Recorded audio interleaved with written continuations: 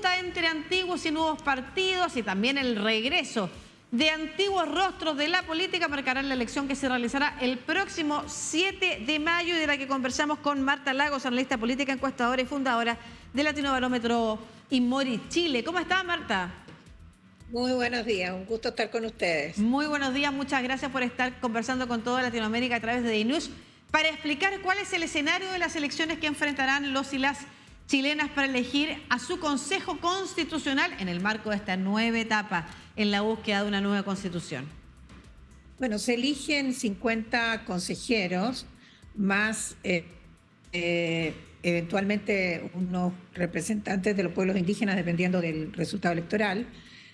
Podrían ser 52 o 53, de acuerdo a las circunscripciones senatoriales. Esta elección no tiene nada que ver con la primera elección. Es una elección mandada por los partidos, decidida por los partidos, con candidatos de partidos, prácticamente sin independientes. Entonces, y tenemos además de eso el voto obligatorio, que en la elección anterior era voluntario. Por lo tanto, se trata de una primera elección en la historia de Chile, donde la inscripción es automática y el voto es obligatorio. Nosotros como encuestadores tenemos grandes dificultades de poder comparar o proyectar resultados de encuestas porque esto es como si el mundo empezara de nuevo. No tenemos información suficiente de los electores para saber cómo se van a dividir las opciones entre los candidatos que esta vez son de los partidos y los partidos están en el suelo de su apreciación de la ciudadanía con un mínimo de un 4 o un 5% de confianza. ¿Cuánto le puede pesar al gobierno que los partidos que forman parte de él, algunos de una manera más protagonista, otros no, hayan decidido ir en listas separadas? No todos decidieron ir en listas separadas, yo lo decía. Hay un partido en particular, el PPD, que impulsó a otros, al Partido Radical, a ir en listas separadas, sumándose a la Democracia Cristiana, que no forma parte del gobierno, lo que tradicionalmente se conocía como partidos de centro o de centro-izquierda en el caso del PPD. Bueno, yo diría que más allá del tema gobierno-oposición, aquí el tema más interesante de observar es qué van a hacer los electores frente a los partidos, estos partidos que han sido tan vilipendiados por los mismos electores y que en la elección pasada fueron ignorados. Los partidos en la elección pasada de convencionales sacaron el mínimo de votos, dejando la mayor parte de los votos en los independientes y en las personas que nadie conocía. Esta vez los candidatos son elegidos por los partidos y son personas también bastante desconocidas porque son políticos de vieja data o gente nueva, pero tienen una diferencia central y es que no vienen de los movimientos sociales, no vienen de la base, sino que están puestos por los partidos. Yo creo que eso afecta a todos los partidos por igual. Ahora, como tenemos un sistema proporcional con cifra repartidora, el hecho de que el gobierno vaya en dos listas, también la oposición va en dos listas, hay un partido que no se sabe dónde está, que también va con su propia lista, puede perjudicar el número de personas que se eligen, no necesariamente el número de votos que se obtengan. Entonces aquí hay dos elementos que considerar. Uno es cuánto esta lista de centroizquierda formada por el PPD, la Democracia Cristiana y el Partido Radical puede recaudar en votos, ¿ya?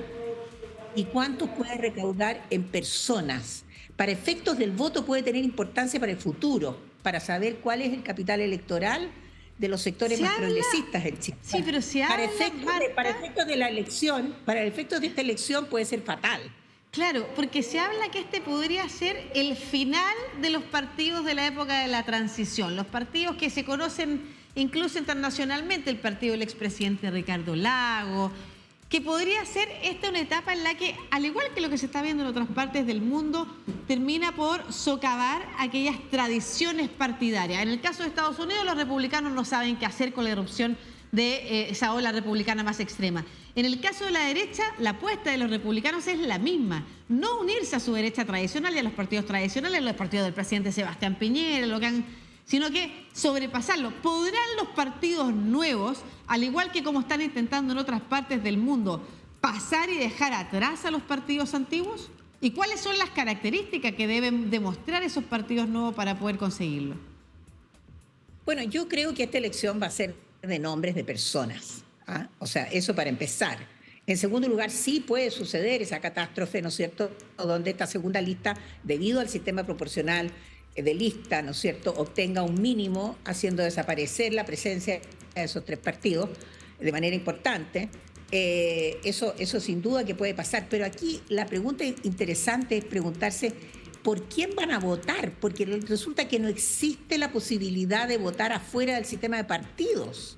Claro. Entonces, ¿acaso la información que tiene hoy día el elector es suficiente como para castigar al partido A y no castigar al partido B? Y ahí es cuando los partidos nuevos tienen una oportunidad, entonces. Claro, el Partido Socialista, evidentemente todo Chile lo conoce, pero hay muchos partidos nuevos que la gente no conoce o no conoce suficiente, y desde luego el electorado que no ha votado regularmente en los últimos 20 años, ¿no es cierto?, desde el voto obligatorio, voluntario, hubieron 10 años más o menos de voto obligatorio, voto voluntario, y ahora es obligatorio. Esa gente no sabemos cómo va a votar por partido. Entonces, están estos dos extremos. Puede suceder una catástrofe en que desaparezcan algunos partidos porque la gente va a votar por coalición y va a decir, yo quiero votar gobierno, voto por la coalición de gobierno. Y la otra quieren decir, bueno, voy a votar derecha y no vota por estos dos partidos sueltos que son el Partido de la Gente y los republicanos. O vamos a aprender de que la gente sí está votando valóricamente y entonces van a seleccionar partidos. Eso no lo sabemos. Eso, de acuerdo a la información pasada y de acuerdo al comportamiento pasado del elector, uno puede decir hoy día, si el elector se comporta como antes, esos partidos podrían desaparecer. El problema es que no sabemos si el elector se va a comportar como... Claro. Entonces existe la posibilidad de que haya un comportamiento distinto y que la gente elija personas. Pero lo que sabemos, lo que sabemos en el mundo este último tiempo es que primero, en todas partes de las elecciones se te vota rechazo. Acabamos de hablar sobre lo que está pasando en Ecuador, da lo mismo lo que preguntaran, todo rechazo.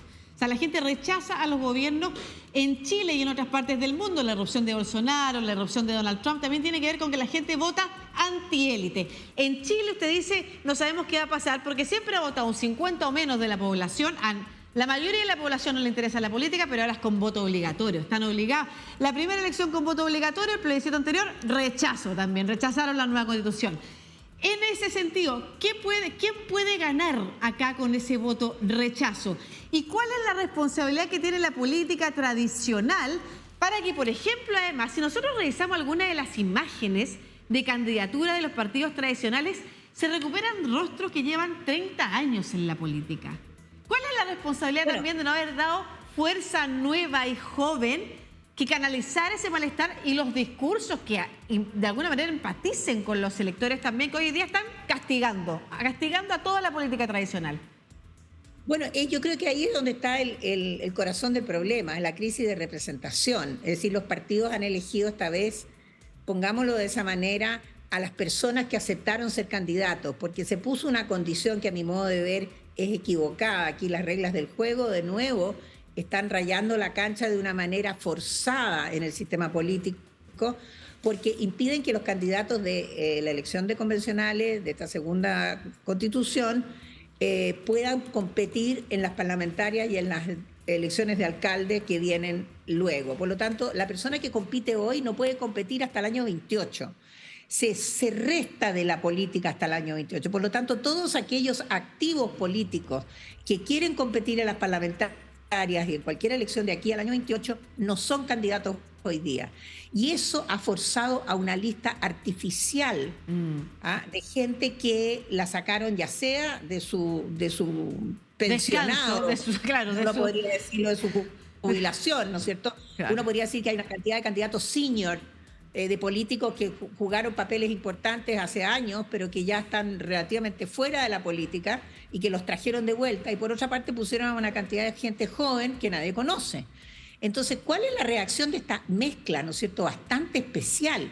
Yo creo que el Parlamento se equivocó la vez anterior en darle tanto espacio a los independientes en contra de los partidos y ahora hace exactamente lo contrario, el efecto péndulo, ¿no es cierto?, donde los partidos tienen todas las voces y no sabemos cómo va a reaccionar la gente. Claro. Mi intuición es de que la gente va a votar por personas y que aquí va a prevalecer el nombre de la persona sin importar a qué partido pertenece la persona. Ahora, existe el truco de que tú cuando votas como una persona le estás dando el voto a la lista, ¿no es cierto? Y la gente aprendió en la elección anterior que si votó por A, resulta que salió elegido B y B no le gustaba A, pero estaban en la misma lista y por lo tanto ella contribuyó a que esa persona quedara en la lista. Entonces, se van a producir todo tipo de votaciones estratégicas, pero yo creo que la gente no va a votar por partidos, yo creo que la gente va a votar por personas. Bueno, recordemos que la elección de anteriores constituyentes, cuando efectivamente la ciudadanía tuvo que elegir, optó por desconocidos precisamente, pero no darle el voto a los partidos tradicionales, para no darle el voto a los políticos conocidos,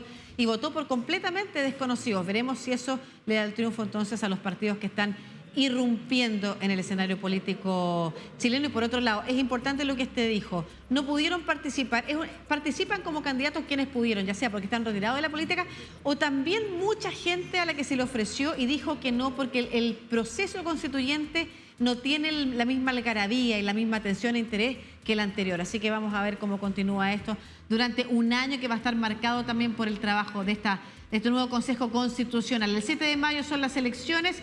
Veremos ahí entonces más o menos para qué lado quedará cargada la composición y también cómo se representa el nuevo escenario político en Chile. Muchas gracias, Marta Lagos, analista política, encuestadora y fundadora de Latino Barómetro y Mori Chile. Que esté muy bien.